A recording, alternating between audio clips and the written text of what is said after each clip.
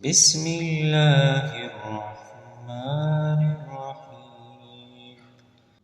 अस्सलाम वालेकुम। होपफुली आप सब लोग ठीक होंगे। मेरा नाम फयाज है और आप मुझे सुन रहे हैं इंग्लिश ओशन पर। हमारा आज का टॉपिक प्रेजेंट इंडेफिनेट टेंस है और इस वीडियो में हम इस टेंस को कवर करेंगे। हम अपने टॉपिक की शुरुआत टेंस से करते हैं कि टेंस आखिर होता क्या है। देखिए, टेंस लैटिन लैंग्वेज का एक लफ्ज़ है टेम्पस, जिससे निकला है टेंस और जिसके मायने होती है वक्त या ज़माना। अच्छा, अब बात आती है कि ज़माना यानी टेंस होता कितने किस्म का है, तो आइए उस पर भी नज़र डालते हैं। देखिए, ज़माने बेसिकली 3 किस्म के होते हैं।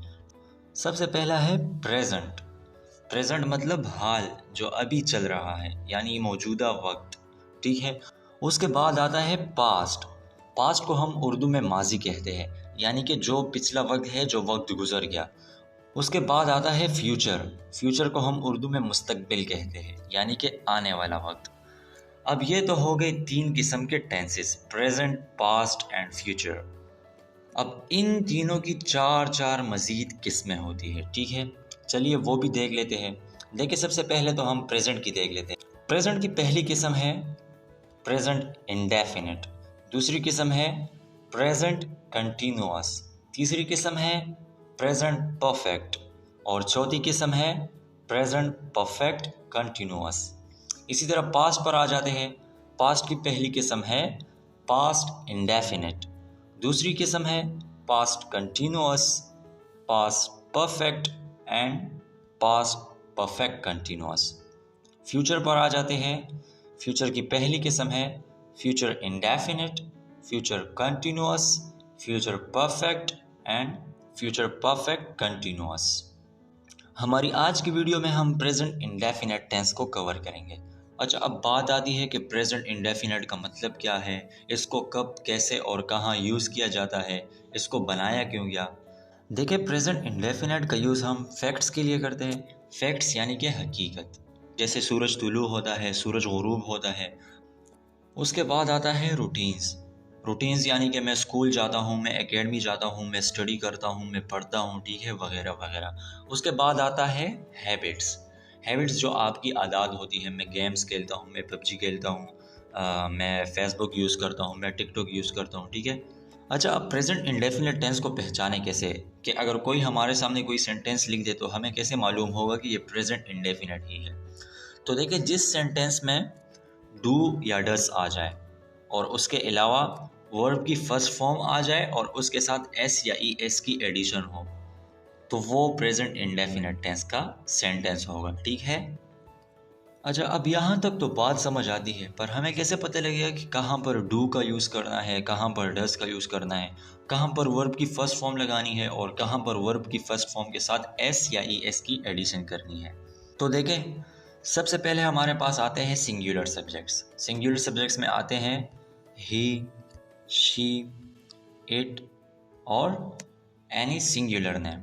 सिंगुलर नेम का मतलब कि कोई एक सिंगल नाम। ठीक है। अच्छा, अब जहाँ पर सिंगुलर सब्जेक्ट में से कोई एक आ जाए तो उसके साथ हम डज लगाएंगे और वर्ब की फर्स्ट फॉर्म के साथ एस या ई एस की एडिशन करेंगे। ठीक है, ये तो सिंगुलर सब्जेक्ट्स की बात हो गई। ठीक है। अब बात आती है प्लूरल सब्जेक्ट्स की। तो प्लूरल सब्जेक्ट्स में हमारे पास आते हैं आई, वी, यू, दे और प्लूरल नेम्स। प्लूरल नेम्स यानी कि दो या दो से ज़्यादा नाम, जैसे कि अली, उस्मान, फयाज, रहमान। ठीक है। अच्छा, अब जब प्लूरल सब्जेक्ट होगा तो उसके साथ हम डू लगाएंगे और वर्ब की फर्स्ट फॉर्म लगाएंगे, एस या ई एस की एडिशन नहीं करेंगे। ठीक है। Dear students, present indefinite tense को समझने के लिए आपको कुछ रूल्स का आना ज़रूरी है। देखिए, ये टेंस मैं बिल्कुल बेसिक लेवल का पढ़ा रहा हूँ। अगर आप बिगनर भी है और इस वीडियो को पहली दफ़ा देख रहे हैं, यानी कि प्रेजेंट इंडेफिनिट टेंस आपने कभी ज़िंदगी में नहीं पढ़ा, आप प्रेजेंट इंडेफिनिट टेंस को पहली दफ़ा पढ़ रहे हैं, तो मुझे उम्मीद है कि मैं आपको ये समझाने में कामयाब रहूँगा। ठीक है। मैं पूरी कोशिश करूँगा कि आपको समझा सकूँ। रूल्स फॉर एस और E S. ES is added with verb which ends with CH, SH, O, X and Z.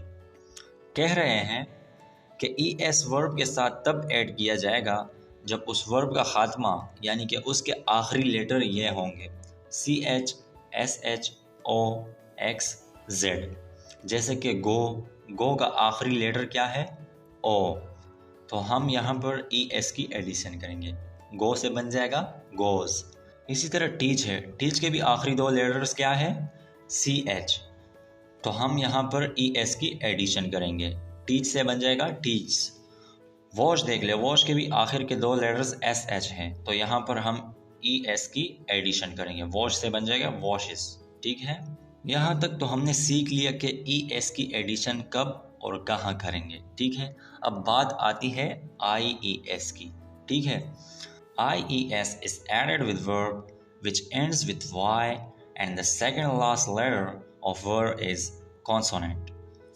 देखें, कह रहे हैं कि ES की एडिशन हम वर्ब के साथ तब करेंगे जब उस वर्ब का आखिरी लेटर Y होगा और उस Y से पहले कॉन्सोनेंट कोई लेटर होगा। ठीक है, हमारे पास इंग्लिश अल्फ़ाबेट में दो किस्म के लेटर्स होते हैं, एक होता है वोवल्स और एक होते हैं कॉन्सोनेंट।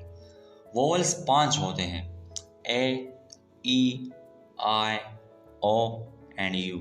अब इसके अलावा जितने भी लेटर्स हैं ना वो कॉन्सोनेंट है। ठीक है, तो अगर किसी वर्ब के आखिर में Y आ जाए और उस Y से पहले कॉन्सोनेंट हो तो हम उस वर्ब के साथ IES की एडिशन करेंगे और Y को रिमूव कर देंगे। जैसे कि ट्राई में से Y रिमूव कर दिया और IES की एडिशन कर दी। इसी तरह फ्लाई में से भी Y रिमूव कर दिया और IES की एडिशन कर दी। क्राई को भी देख ले, क्राई में से हमने Y रिमूव किया और IES की एडिशन कर दी। ठीक है, समझ गए? यहाँ तक तो हमने ये सीखा कि ES की एडिशन कब करेंगे और IES की एडिशन कब करेंगे। अब बात आती है कि S की एडिशन कब करेंगे। तो जो रूल्स हमने IES और ES के लिए सीखे, इसके अलावा कोई भी कंडीशन आ जाए ना तो आपने वहाँ पर सिंपली S लगा देना है। ठीक है, अंडरस्टूड? फिर स्टूडेंट्स, अब हम सेंटेंस की टाइप्स देख लेते हैं।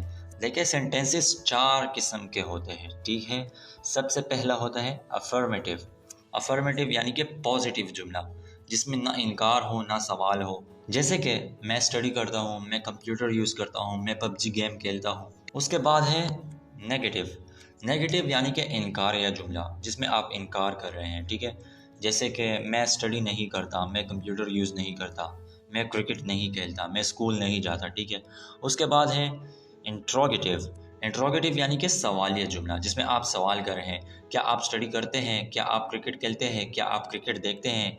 उसके बाद है नेगेटिव इंट्रोगेटिव का मतलब है कि किसी जुमले में आप सवाल भी कर रहे हैं और इनकार भी कर रहे हैं। ठीक है, जैसे कि अगर मैं कहता हूँ कि क्या आपको बायोलॉजी नहीं पसंद, क्या आप क्रिकेट नहीं खेलते, क्या आप फुटबॉल नहीं खेलते, क्या आप स्टडी नहीं करते। अब यहाँ पर मैं सवाल भी कर रहा हूँ और नहीं का यूज़ भी कर रहा हूँ।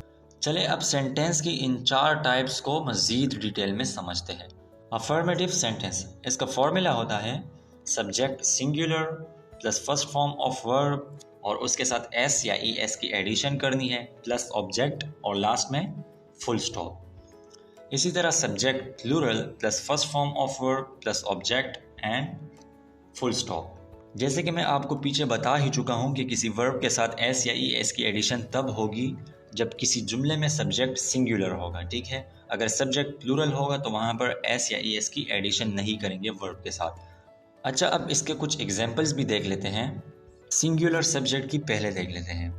पहली एग्जाम्पल है सर अली टीच अस, सर अली हमें पढ़ाते हैं। दूसरी एग्जाम्पल है ही गोज टू जिम, वो जिम जाता है। ठीक है, शी फ्लाइज अ काइट, वो पतंग उड़ाती है। प्लूरल सब्जेक्ट की भी कुछ एग्जाम्पल देख लेते हैं। पहली एग्जाम्पल है Babar and Rizwan play cricket, Babar और रिजवान क्रिकेट खेलते हैं। आई टीच इंग्लिश, मैं इंग्लिश पढ़ाता हूँ। दे ऑफर नमाज, वो नमाज पढ़ते हैं। अच्छा, अब नेक्स्ट है नेगेटिव सेंटेंस। इसका फॉर्मूला होता है subject singular plus does not plus first form of verb plus object and full stop.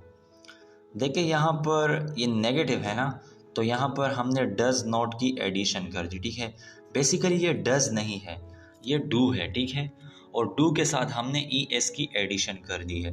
अब ये ई एस आया कहाँ से? जो ई एस वर्ब के साथ लगा हुआ था ना, वो वर्ब से हटकर डू के साथ लग गया और डू बन गया डज, और वर्ब को देखे वो खाली रह गया, ठीक है।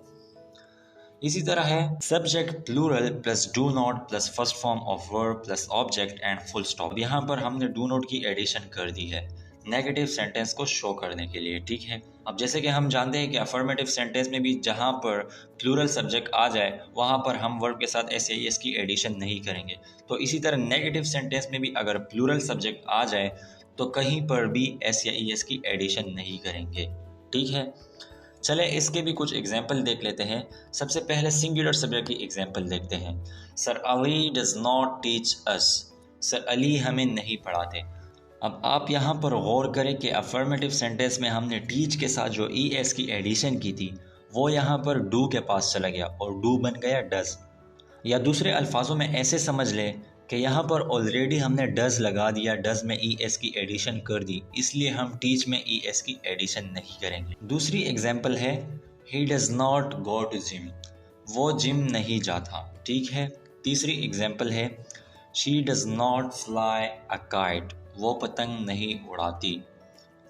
प्लूरल सब्जेक्ट की भी एग्जाम्पल्स देख लेते हैं। Babar and Rizwan do not play cricket. Babar और रिजवान क्रिकेट नहीं खेलते। I do not teach English. मैं इंग्लिश नहीं पढ़ाता। दे डू नॉट ऑफर नमाज। वो नमाज नहीं पढ़ते। तीसरी किस्म है इंट्रोगेटिव सेंटेंस। इंट्रोगेटिव सेंटेंस का फॉर्मूला देख लेते हैं। Does plus subject singular plus first form of verb plus object and question mark. अब जब आप इस फॉर्मूला पर गौर करेंगे तो आपको ये बिल्कुल अफर्मेटिव सेंटेंस जैसा ही दिखेगा, बस हमने शुरू में डज लगा दिया और आखिर में क्वेश्चन मार्क लगा दिया। प्लूरल सब्जेक्ट का फॉर्मूला भी देख लेते हैं। Do plus subject plural plus first form of verb plus object and question mark. यहाँ पर भी हमने शुरू में डू की एडिशन कर दी है और आखिर में क्वेश्चन मार्क लगा दिया है, ठीक है। समझ में आ रहा है ना? चले इसके भी एग्जाम्पल देख लेते हैं। पहली एग्जाम्पल है does sir Ali teach us. क्या सर अली हमें पढ़ाते हैं। दूसरी एग्जाम्पल है does he go to gym. क्या वो जिम जाता है। तीसरी एग्जाम्पल है does she fly a kite. क्या वो पतंग उड़ाती है। प्लूरल सब्जेक्ट की भी एग्जाम्पल देख लेते हैं। Do Babar and Rizwan play cricket. क्या बाबर और रिजवान क्रिकेट खेलते हैं। Do I teach English. क्या मैं इंग्लिश पढ़ाता हूँ। डू दे ऑफर नमाज। क्या वो नमाज पढ़ते हैं। चौथी किस्म है negative interrogative sentence. Negative interrogative sentence का फॉर्मूला है does plus subject singular plus not plus first form of verb plus object and last में क्वेश्चन मार्क। अब आप इस फॉर्मूला पर गौर करें तो यह आपको बिल्कुल इंट्रोगेटिव सेंटेंस जैसा दिखेगा, बस हमने सब्जेक्ट के बाद नोट की एडिशन कर दी है, ठीक है। प्लूरल सब्जेक्ट का देख लेते हैं। Do plus subject plural plus not plus first form of verb plus object and question mark. इसके भी एग्जाम्पल्स देख लेते हैं ताकि अच्छे से समझ आ जाए। पहली example does sir Ali not teach us. क्या सर अली हमें नहीं पढ़ाते।